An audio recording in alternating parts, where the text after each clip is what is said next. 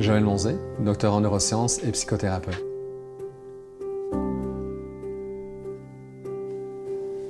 Un autre film qui m'a beaucoup touché aussi quand j'étais adolescent, c'était Les enfants du silence, où un professeur allait enseigner dans une île. En fait, l'école était sur une île et c'était uniquement des gens qui étaient sourds, sauf les enseignants. Et il tombe amoureux, en fait, d'une enseignante, probablement la seule qui était sourde, et qui essaye de l'amener dans son monde, en fait.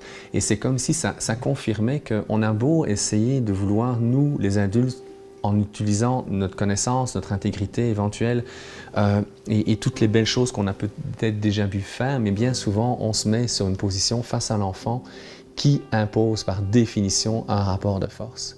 Et si on veut vraiment rentrer en relation avec l'enfant et l'accompagner, nous avons comme obligation de nous ramener à leur niveau, sans oublier qui nous sommes, pour être capable de les rencontrer et à partir de ce moment-là, on peut les amener à évoluer, on peut les amener à se transformer, on peut les amener à se responsabiliser.